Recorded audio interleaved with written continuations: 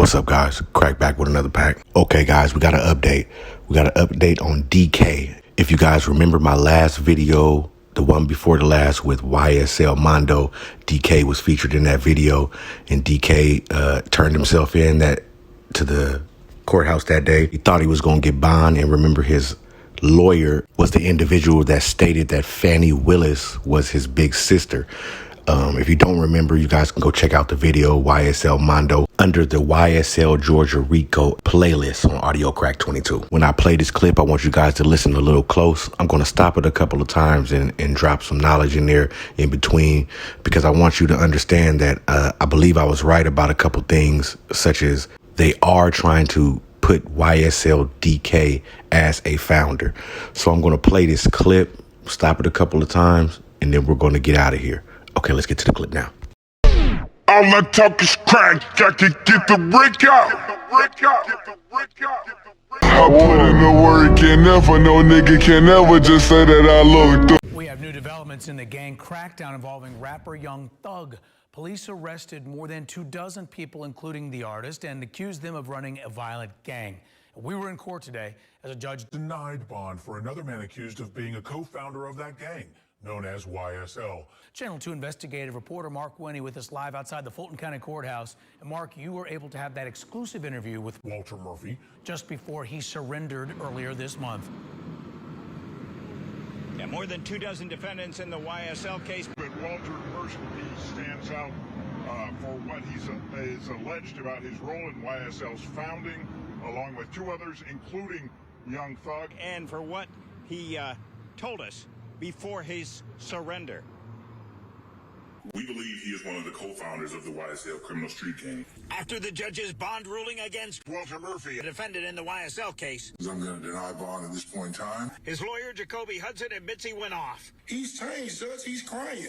He's doing the right thing. The defense lawyer says Murphy's situation is tied to a high-profile co-defendant in the YSL case. to the gang and RICO conspiracy charges against famous rapper Jeffrey Williams, a.k.a. Young Thug, whose lawyer Brian Steele has said Mr. Williams committed no crime whatsoever. The whole case is about Jeffrey, Young Thug, Jeffrey Lamar Williams. That's who they want. My client don't want to talk about Jeffrey Williams. a prosecutor at the Fulton County District Attorney's Office says Hudson was told If Murphy cooperated with the DA's office, the office would cooperate with him. Routine in such cases. Okay, I wanted to stop it there because I wanted to point out that you clearly see that the DA, Fani and company is definitely trying to get some people to flip. Now, they've already approached this individual by what his lawyer just said, and we all know last video what happened. I mean, he came in believing he was going to go home. He didn't go home, and now you got your man up here crying. Now, I can understand why he's crying now, because he done turned away from what the YSL street life, and he hasn't been messing with Thug and them in a while. You know what I'm saying? So he had a job and he had his life together, and he got some children at home too. So he's emotional right now, but they are approaching him to flip. Let's move on. Hudson says he acknowledges before Walter Murphy, who surrendered on the YSL racketeering conspiracy indictment, went to prison in 2016. I did my time like a man. He was a bad dude. He was messed up in 2012 and 13 and 15, but he has since changed. The purpose of count one is to hold the defendants responsible collectively. Okay, I want to stop it there to point that out. Count one, every individual in this indictment has a count one. Count one is everything that actually holds this RICO together. It is the collective, like he said. So everyone on the indictment has count one. What the other charges are on the indictment, you could pick through and see some of the people, like I said before, have already served time for those charges, and some of them haven't. I mean, you can go back to the Lil Brisk video and actually see Lil Brisk just received 64 years for some of those charges that he had within this indictment. So everyone out there that's saying that count one is a light charge, like someone brought up to me that count one was kind of light, and that's what Gunna had. Why didn't let Gunna out? Well, now you heard what it means. It actually means it is to hold. This is to hold the whole collective accountable for whatever situations that these DAs bring up when this court case comes on. Okay, let's move on. The YSL RICO conspiracy count alleges acts by Murphy, including an aggravated assault with a deadly weapon on or about September 11th, 2013. An attempted murder involving 4 different victims on or about April 12th, 2015. Hudson says Murphy had been charged in those incidents years ago, and he pled guilty in what's known as an Alford plea, basically to reduce charges, and until his surrender had been out on parole since early this year. We spoke to Murphy when he was free. I spent 7 years in prison.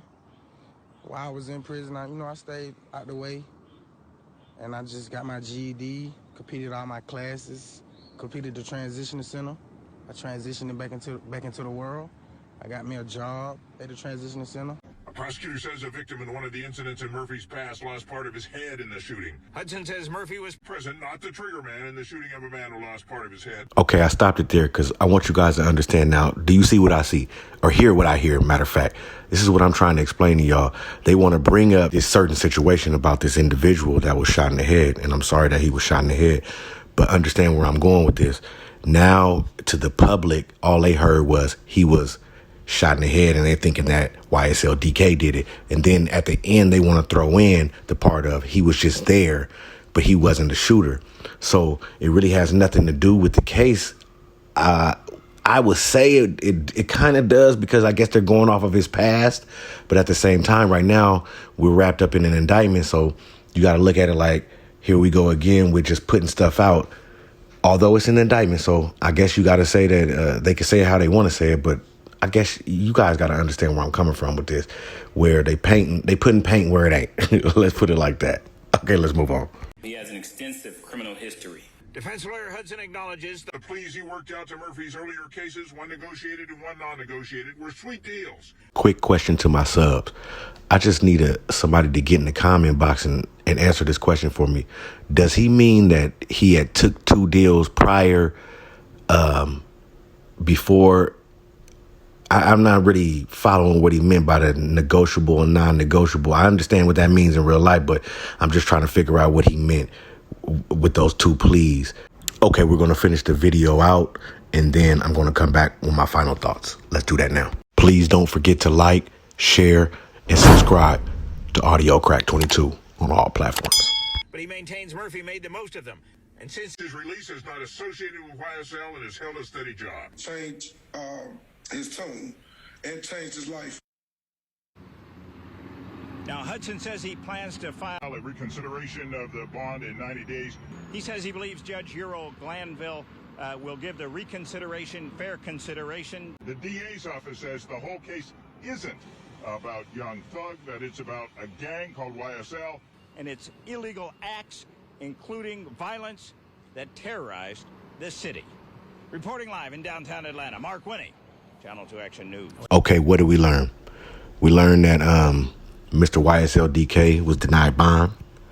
We also learned that Mr. Hudson, which is YSL DK's lawyer, will be filing a reconsideration of the bond in 90 days. And that's about it, y'all. This was a quick one. I just wanted to come drop this pack on y'all. I appreciate y'all for supporting me and sticking with me. Until next time. All I talk is crack, I can get the brick out. I put in the work and never, no nigga can ever just say that I look